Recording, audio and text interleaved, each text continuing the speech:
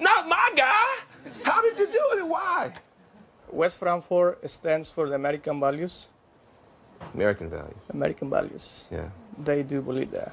Well, you have a friend here, Tim. Please stand up and give Tim a round of applause. Tim was one of the Trump voters who stood up for Carlos. I told you it's messy. It's messy. Now I am confused, sir.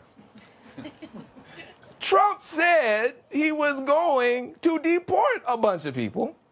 Trump said he was going to build a wall. And then you voted for the man. And then he started deporting people. And you said, no. I'm confused. Well, I really wasn't confused myself. Obviously, with any politician, you don't stand for everything that they're going to preach and try to portray to you. The immigration policy, to me, is not, building the wall is pretty ludicrous to me. That's not a solution to the problem. Once you step back and maybe look at immigration reform and address the real issues, that's where he needs to be putting his resources. So it's such an amazing story, and it's gotten so much attention. Why? I really want to know. I was joking around, but I really want to know. I can look at you, I can tell you're an incredible human being. Why did you vote for Trump, and why did you stick up for this guy? Tell me. Well, with the two candidates that were running, in my opinion, Donald Trump was the one that was more for a decision for me. What's you like about it? Well, I mean, for number one, our area is very dependent on coal mining. Wow. And so his coal mining legislation was very important to us. My daughter's married to a coal miner. Say no more. Say no more. But this guy's an extraordinary guy, and you stood up for him, and the whole town. How did it make you feel? I mean, elected officials, everybody, how did it make you feel when that happened? That I'm one of them. Wow.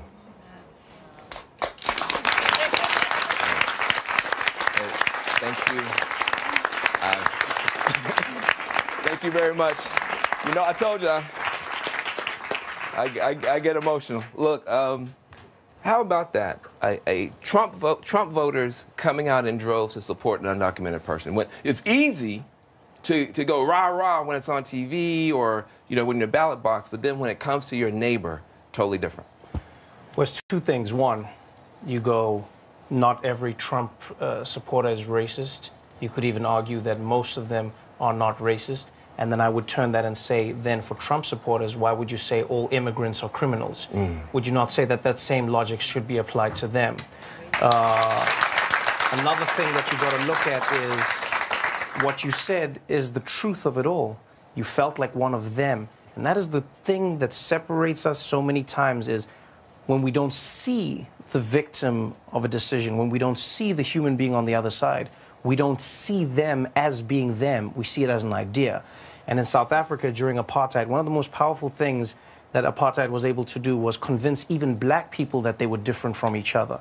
And when people are separated, they go, oh, I don't care about those Mexicans. Those Mexicans are criminals, they're immigrants. But you saw a man, you saw a human being, you saw a brother in your community. And that's essentially what it boils down to, is we don't put faces to this. A lot of the time, politicians put forth ideas, but there are human beings on the other sides of the ideas. It's not the coal industry. It is a coal miner who is a man.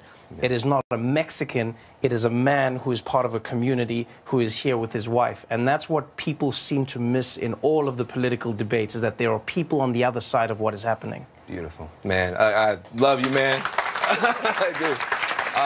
Trevor Noah, thank you. Thank you so much for having me, man. Get this man's book, by the way. If you think he's profound here, get the book. It's unbelievable. When we come back, President Trump promised during the campaign he was going to repeal and replace Obamacare. Hey, anyway, when we get back, we're going to have the Trump campaign's chief whisperer on the economy try to explain what is going on. Stephen Moore will be here next. Stephen Moore.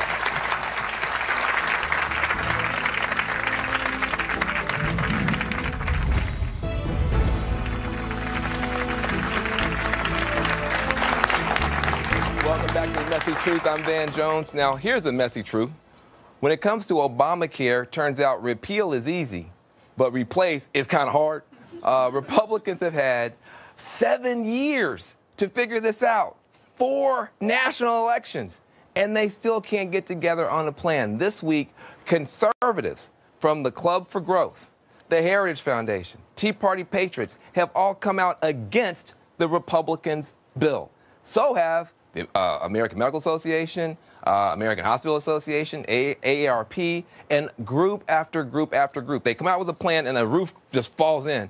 I want to bring in a Trump translator to help us figure this whole thing out. And he's the best one that there is. It's a senior economic advisor to the Trump campaign. He's also a CNN contributor. Bring to the stage Stephen Moore, an economic mastermind wizard. Glad to have you here.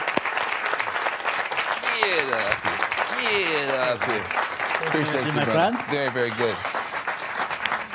So look, I got to say, I've been watching this show for the last 30 minutes. Yes, sir. There's not a word that I disagree with. Maybe there is a little coming together here. You're a liberal, I'm a conservative. Hey, look, hey, see, I'm look. so happy there's some Trump fans here, exactly, too. This is great. That's It's CNN. Hey, look, it's a messy truth. So I have a very technical set of questions for you, which is, why y'all ain't got your act together? Yeah, well, a lot of conservatives are asking that question about Republicans right now, too. And what you said is right, that it has been 7 years since Obamacare passed, and Republicans have said they've wanted to repeal the bill, and now they have the power to do it. They run the White House and the House and the Senate, and there's been certainly some discord within the Republican Party. Look, I happen to think that we can do a lot better than Obamacare. Yeah. I think that the Affordable Care Act has been the Unaffordable Care Act, that it's actually raised prices for people. I think about people like, my own family. I thought we were supposed to save $2,500 a year on our health insurance, and we're paying several $1,000s more. And I think a lot of people are in that same boat. So I just want to make sure that I want everybody to have health insurance coverage, and I think most Republicans do too, but I want to make sure that we don't ruin our economy and we make it affordable to people. Well, look, the critique is great, but the solutions are now where you guys have to deal. Opposition is easy, proposition is hard. True. I want to talk to somebody who is actually living this every day. Let's bring her into this conversation. Hi there, my name is Julie, and I'm from Dallas, Texas, and I want to tell you about my daughter and our family. So 5 years ago, my younger daughter was born premature with Down syndrome and heart disease. And thanks to the ACA, she was able to receive care. She would have reached her lifetime maximum benefit in her first month of life in the neonatal intensive care unit. Wow. And also thanks to the ACA, we were not denied coverage for her despite having a disability. Right. And we couldn't be charged more, not more for her than we're charged for her sister to be on our private health care plan. And the good news now is that she has Medicaid, and that's been a lifesaver for her. So she has access to her pediatric specialists, and I'm able to make sure that she gets the routine medical care that she deserves. So right now we're looking at a repeal. We're also looking at Medicaid cuts. And the fact is that those would put people's lives at risk. People like my daughter, people with disabilities. And the cuts, when they say things like Medicaid block grants, when they say per capita cuts, those are going to be cuts to services. Yeah. That could mean warehousing people with disabilities, putting them back into institutions without having community supports that Medicaid provides.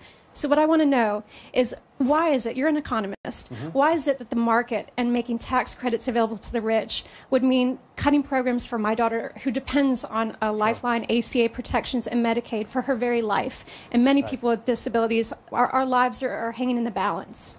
That's true. Hey, Stephen.